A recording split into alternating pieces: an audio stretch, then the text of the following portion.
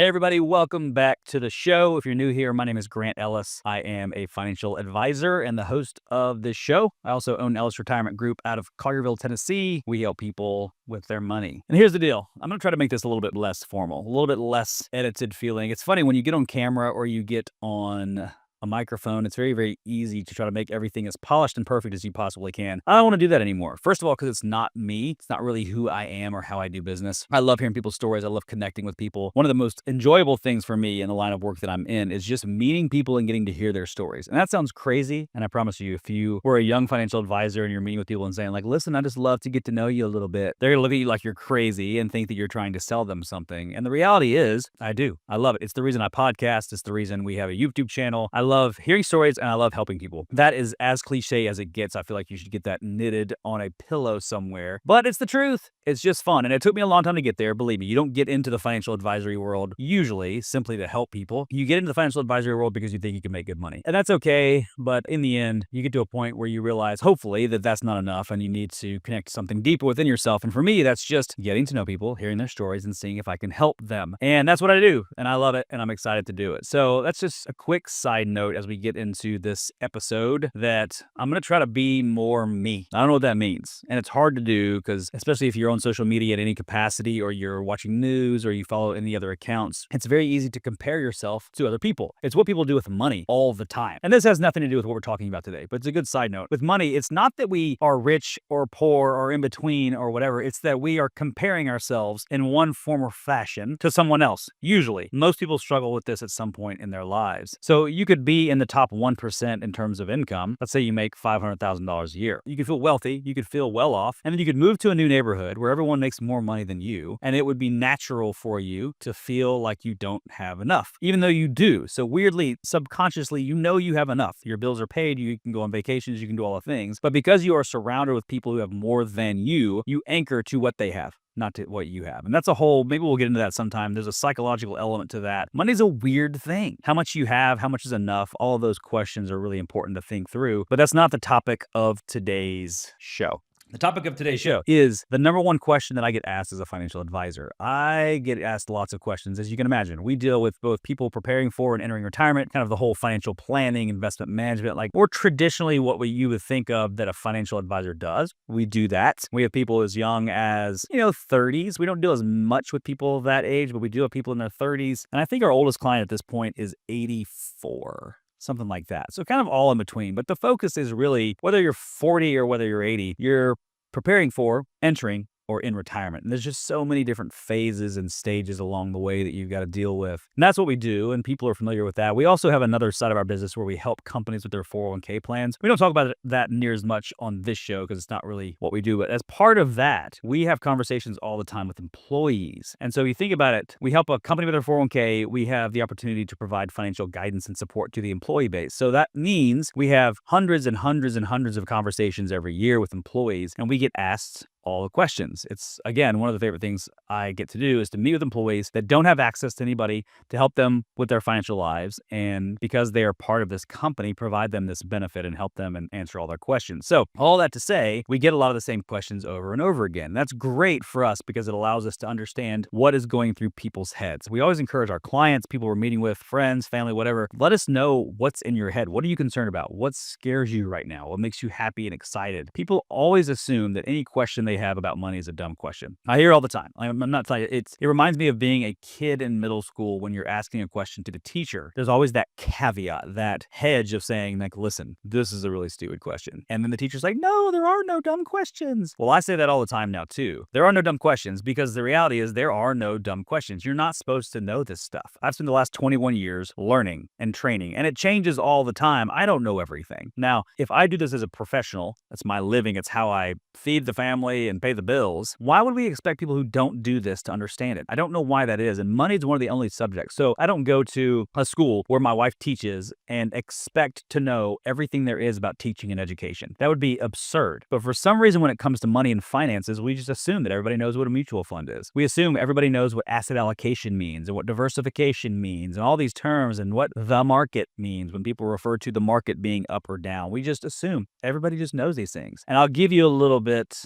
of insight after having lots of conversations with people for the last 21 years. Nobody knows. People don't know. It's okay. You're not the only one. You're not supposed to know. And listen, I get it. If everybody's acting like they know it and you feel like you don't, you're going to feel dumb. You don't feel dumb. Most people, if you lined up 10 people and asked them to describe and explain what a mutual fund is, most people are like, I don't have any idea. That's okay. You're not supposed to know. So that's where we come in. We get to answer these questions. And a big part of my mission, if you will, that's a little bit heavy of a term. One of the things I like to do is to help explain these difficult concepts in simple ways, because usually there's a simple explanation or definition, and we've just made it complex because it makes us feel fancy, or whoever created the term was an academic and wanted to create a very fancy term. So oftentimes light bulbs go off when you explain these things to people in a way that they can understand and make sense to them, and that can then empower them, help them feel empowered and have agency over some of their financial life so they can make better decisions for their future. So it's all this circular situation where people feel empowered, they feel knowledgeable, therefore they make better decisions because they feel like they have an understanding of what they should and shouldn't do. That's all the goal. That's what we want. And then you hit this limit where you're like, oh, too much. And then you hire a financial advisor, and hopefully they do financial planning and wealth management for you, and they help you and they steer you and guide you and all the things. It's the circle of financial life, if you will. So I want to talk today about the number one question that I get by far. The number one question that I get by 401k participants,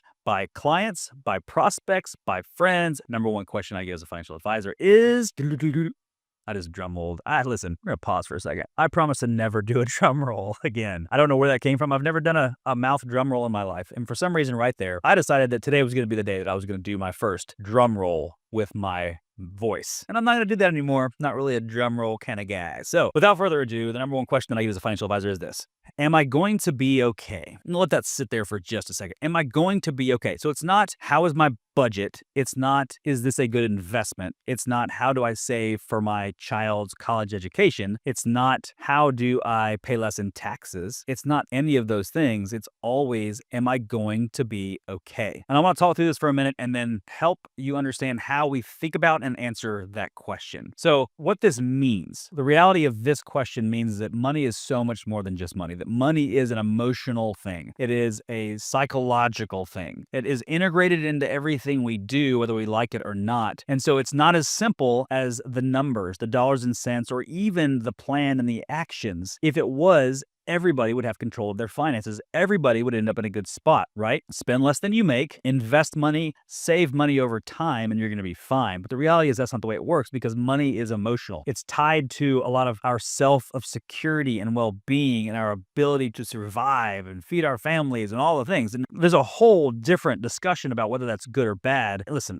I'm not going to get into that too much, our attachment to it, but it is the reality. We no longer go and hunt and fish for our food. We no longer go and plant crops as much. Some people do, and I respect it, but not as much. We don't have to hunt and fish and trade and things like that for our survival. Money is now this thing that we use as a tool to help us have what we need to provide for our family. So we live in a knowledge economy. It's a whole weird thing. And money is the weirdest of all the things. And so when somebody asks me that question, it shows me like, listen, this is an existential concern that they have. Are they going to be okay? That's not like a flippant question. It's a deep, visceral question that speaks to their level of concern. And it's very, very common. So I want to walk you through how we answer that question a little bit, my thoughts on it, if you will, and then give you some information of some things you can think through that might help you, okay? It might not. Hopefully it helps you a little bit. When somebody asks that question, we dig into it a lot. It tells me a lot about their kind of psychological stance, their connection to money, all of those things. And the reality is the answer to that question is this: we can't know that you're going to be okay.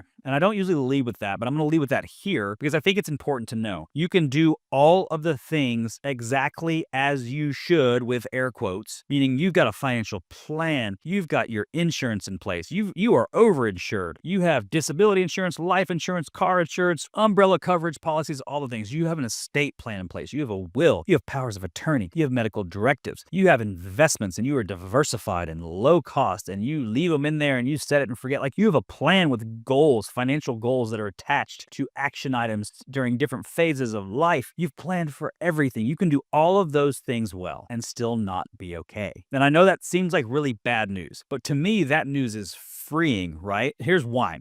You can do all things well, and then you can get sick. and pass away. You can do all of those things right, and then you can get sued, right? It happens. People get sued. You can do all of those things well, and then you can get hit by a bus. Life is full of uncertainty, I hate to tell you. And listen, I am a control freak. I'm the one who wants to have everything planned out to a T for life. Like when I was 18 years old, I was like, well, I'm going to do this. I'm going to go here. I'm going to go to college here. I'm going to do this for this job, this and this and this, and I'm blah, blah, blah, and retire at 65 and blah, blah. I am a planner, just my nature. I don't know where it comes from. I'm a planner, which also means control freak. It makes me a good financial advisor because I can look through that lens for my clients and help them think through those things and help them plan. But it's not great for being a human being because we cannot plan for everything. With financial planning, we are planning for as much as we can, knowing that it's all going to change. And that's the hard part, is you can do all of the things right financially and still have bad things happen. So there's the reason that is freeing. I want to explain that. It's freeing to me because it shows you need to control everything you can and let go of a lot of stuff too. So I talked to my son a little bit about baseball practice in this manner. Baseball is a weird game. It's a game of failure, right? So if you do well, if you do exceptional in the major leagues, then you're going to bat 300, which means out of every 10 times you go to bat, you get 3 hits. It's crazy. It's a game of failure, and it should be freeing, but it can only be freeing if you focus on the inputs and let go of the outcome. And that's the tie-in here. And I'm not really trying to make a baseball tie-in. The tie-in is with financial planning and investments, all the things, we have to focus on the inputs. But because there are so many variables that will change, then we have to let go of the outcomes, okay? We have to let go of the outcomes. It's one of the reasons we run as many different scenario analysis as we do, is we want to mitigate risk as much as possible. Planning often is just mitigating risk, right? So if you're saving money for retirement, think about it this way. A lot of people have never thought about why they're doing what they're doing. Like,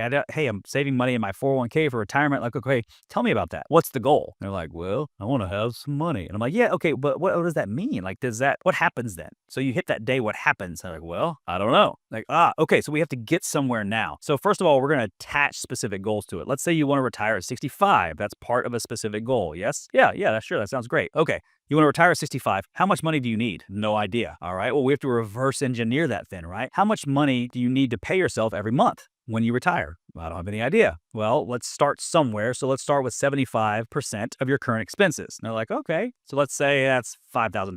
All right, so now we're getting somewhere, right? We want to retire at 65. We need to pay yourself $5,000 every single month for the rest of your life. And let's assume you might live till you're 95 years old. You retire at 65, that's 30 years. So, but now, see, what we're doing is we're drilling down and getting specific with our goals and our objectives, all right? What we're really doing is mitigating risk. What is the risk we're trying to mitigate in that circumstance? We're trying to mitigate the risk that person is going to run out of money before they pass away. That's it. The simplicity of that, right? It's a risk that we are trying to reduce. And everything we do with financial planning and investments is mitigating risk. Like, yes, we're trying to grow money. Yes, we're attaching it to goals. But if you think about it and you kind of flip the coin to the other side, it is we are mitigating risks, and the risks of running out of money, of not being able to pay for an unexpected expense, to not be able to take care of our family should we pass away unexpectedly, to not be able to pay for our kids' college, to not be able to, like, think about it. We are mitigating risks, and yet we cannot mitigate or insure every risk that exists. So what we talk about is like, listen, you want to know if you're going to be okay. I think that's fantastic. I don't know. The answer to that is I don't know, because we cannot control all the variables. We cannot control all the risks. But what we can do is mitigate risk as much as possible and put the best, most solid, thorough financial plan with all the tools into action. Make it very, very specific for what we do know in your life, your age, your time horizon, your risk, your cash flow analysis, your family members, like your goals, like all of those things. Let's get as super specific as we can. Let's control the inputs, as I tell my son, and then let's let go of the outcome. So there's freedom in that, because yes, we cannot tell you you're going to be okay. I wish I could. I wish I could tell you exactly how it looks 35 years from now and that everything is perfect, but I just don't know. And I also know that things are beyond your control and my control. So what that being said, how about this? I can't guarantee you're going to be okay. Let's mitigate all the risks we can. Let's put the best possible plan in place. Adjust that plan as life circumstances and those variables change, because they will. They will regularly, forever, and then let go of the outcome, knowing that we can't fully control it. So that's the conversation I have with people. The question is always, am I going to be okay? And I know sometimes they want me to say,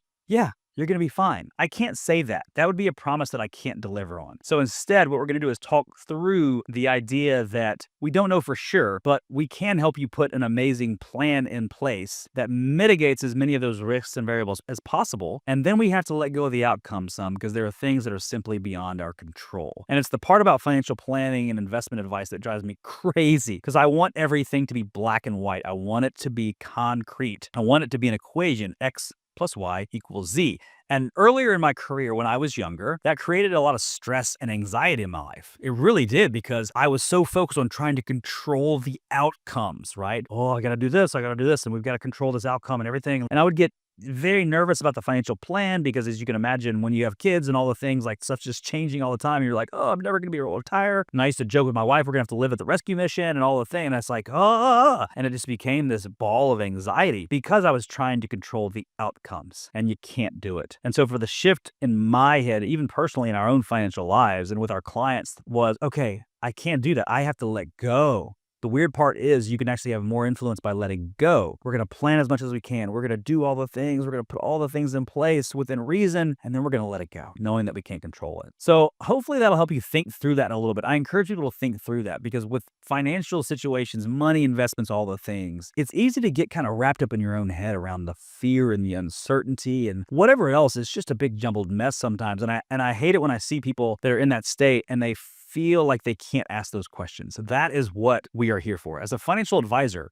me, everybody's what we should be here for, at the very least, to help answer those questions and to calm those fears, right? Too often we focus on driving revenue and sales and like, oh, listen, okay, I get it. We have to be profitable. We have to stay in business. But the reality is if we can meet with somebody and they're in that state, that uncertain, fearful, like tariffs, markets, everything is I had a 25-year-old this week with just fear in her face ask me if everything was going to be okay because she was concerned about the market going down because of the tariffs recently. It's one of those things where I don't blame her. She doesn't have context. Nobody has explained to her how any of this works and how we approach it. And so for her, that fear was logical. So we don't shame people like that. Like, I can't believe you're scared of that. Who cares? Like, no, that fear for her was real. So it's having that conversation and saying, I completely understand where you're at. I understand why you feel that way. Let's talk about it. That's so helpful for most people if we can just have the opportunity to talk about it. It feels like therapy somewhat, right? Let's just talk through the layers of what's causing us stress and concern. Oftentimes, we can uncover that might not really be the reason, and it's not necessarily the question you're trying to answer. And sometimes that question is just like, help me think through these things and tell me if I'm going to be okay, even though I can't predict the future and I don't know for sure. So if you have those questions, you want to talk about that, you can do that with us. You can go to our website and click a link and it will schedule a 30-minute Zoom call directly with me. Like, I still do that. I have a team now, but I love doing it. It's the core of what I do, right? Is to help answer people's questions, to help put together plans and to implement actions that we can mitigate those risks. But I just love hearing people's stories. So if you want to talk, or you have a family member, whoever you want to talk about this stuff, and you're just a little nervous, you're kind of scared, like, I promise you this, I am the most laid back, no pressure guy whatsoever. The last thing in the world I'm going to try to do is sell you something you don't need. And that just comes from my own head trash of being like in financial sales for a long time. It's not the goal. I look at it as my goal is to develop a lot of relationships with a lot of people and help as many of those people as I can, whether that's officially or unofficially. And if I do that, like,